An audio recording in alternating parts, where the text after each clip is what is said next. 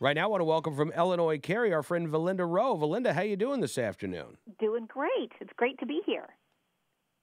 Well, it's good talking with you. And the Washington Times noting that Chicago's crime rate is dropping as concealed carry applications surge. They say Chicago's seeing fewer homicides, fewer robberies, fewer burglaries, fewer car thefts. And this comes at a time in which more and more Illinois residents are getting their concealed carry license. Matter of fact, last week, Valinda, I was talking to a gentleman from Southern Illinois, and he showed me his new concealed carry license. Wasn't that great? Yeah, I just want I when love I it. see these newspaper articles, I just want to go, surprise, surprise, surprise. Look, the same things happening in Illinois that happened in all the other states that passed their carry laws. The criminal becomes more hesitant, more leery about who they target because they don't know who's carrying and who's not. But also, here in Illinois, maybe we heard it louder here and more often here than any of the other states, that if we passed a carry law, gun violence was going to go up. People would be shooting each other over parking spaces. It would be the wild, wild west. And here we are 8 months after they began issuing licenses, and what are we hearing? It's almost like crickets. There's no account of these incidences happening out there. And the article that you mentioned in the Washington Times, they interviewed several sheriffs there, and they're saying all the same thing. These are law-abiding people who are handling this responsibility and this right very well. Yeah, and again, we've seen this in every state where concealed carry is introduced. I've been doing this now long enough, Valinda. When we first signed on in 2004, it was right when Ohio had passed their shall issue right to carry law. And I remember the news stories. I remember the quotes from politicians who were opposed talking about shootouts in Blockbuster parking lots over parking spaces. Yes. That was my, we don't even have Blockbuster video stores anymore. And yet, right to carry in Ohio, still the law of the land. There are more concealed carry holders every year. Violent crime continues to go down.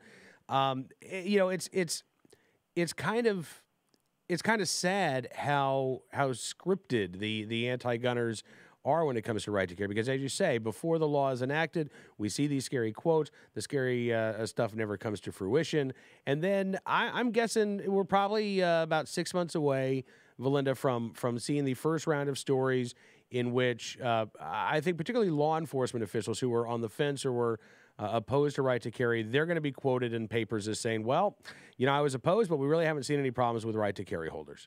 Yes, that's because that's we always see those stories happen. too. Our neighbor, Missouri, right next door, whenever they passed their concealed carry law, I remember all the newspapers, the articles, a year later, the anniversary of, and all of the stories were, nothing happened like was predicted. There wasn't all the blood in the streets, all the scary scenarios, they never happened. And I remember when we were going around doing our town hall meetings, I would talk about in Michigan, they had an attorney general who was very much against concealed carry and fought against it. And then later she became governor, and one of the questions they asked her, are you going to repeal this carry law in the state of Michigan? And she said, well, why would I? None of the things that I was afraid of ever happened.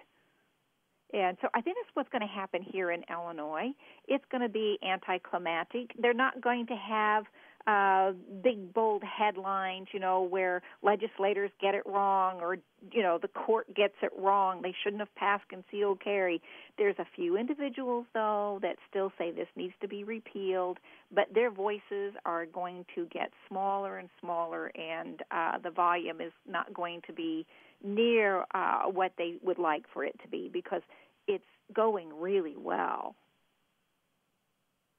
It is. There are close to 100,000 concealed carry permits that have already, or concealed carry applications that have already been submitted this year. 68,549 licenses issued as of July 29th.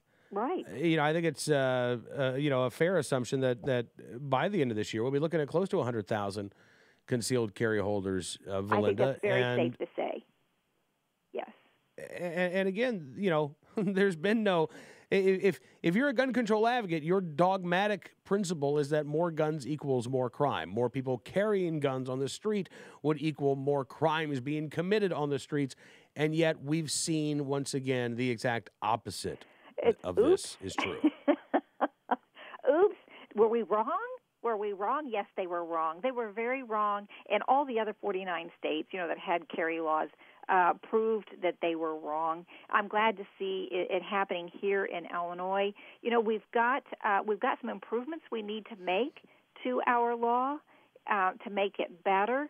But we've turned a corner here. I think after our first 8 months of thousands and thousands of people with their carry licenses and carrying, I think we've turned a corner with the naysayers. They're not going to have the argument that they thought they would have. And we still have our radicals out there who are will still scream from the rooftops. But we're going to move on, and our work is going to focus on making the law better and reducing the number of restrictions that we have to deal with. We'd like to see it more affordable. We'd like to see some sort of waiver on that $150 fee, which is outrageous, a waiver for the folks who can't afford that, for our senior citizens, for our military, active duty and retired. We would like to see, those sorts of things come into play. And I think all of these crime numbers going down serves us well in trying to push those other efforts forward. That's really, I think it's a really interesting area to focus on, Valinda, because, it's interesting. We hear this discussion when it comes to voter ID, for instance, that, it's wrong to charge people for this ID. And so, in some cases, we've seen states, Texas, I think, for instance, they don't charge. If you demonstrate that you have difficulty paying for this, okay, you don't pay for your voter ID card. We're talking again about the exercise of a fundamental constitutional right. It seems inexplicable to me that folks would be denied that right simply because of the amount of money that they make. Right. With the restrictions, here in Illinois, we have a double whammy because we have a 16-hour training requirement. That's expensive. It's expensive to do. It's expensive for people who live in the city of Chicago and have to travel outside the city to get their training. It's, so they've got the $150 license fee plus that burdensome training requirement. There should be some sort of waiver, some sort of provision, especially for, our elderly tend to be, especially in the poorer neighborhoods, tend to be targeted. So they need to be able to protect themselves. So we need those same individuals who howl against voter ID to howl against our senior citizens in the poorer communities being prohibited by these extra burdens from protecting themselves. We'd like to see them, come to their defense. No pun intended. What do you think the prospects are, Valinda, now that you've got shall issue right to carry on the books in Illinois? Does it become an easier process than to go back to lawmakers and say, okay, you already voted for this once, or you didn't vote for it, but now you see there aren't any problems. Here are some additional fixes that we want to make. Yes, I think it does make it a lot easier to go back. And in fact, we had to deal with Chicago, Cook County legislators who did not want this at all. And I think their hesitancy was because maybe they believed that things would get worse. And when they see that it hasn't, and here's the big key, when their constituents now begin to go through the training process and the licensing process, when they see how burdensome it is and how many of them are prohibited from exercising that right, when they start contacting those same legislators, that's going to have more impact now because they see it has not been a problem. So I think it will be easier when they come back into session to let's just start looking at this. Let's look at the numbers. Let's look at what's happened, and let's see what needs to be fixed. All right. Valinda, listen, I appreciate you coming on the program. It's great talking with you, and hope we can do this again soon. It's always a pleasure. Thank you so much for having me.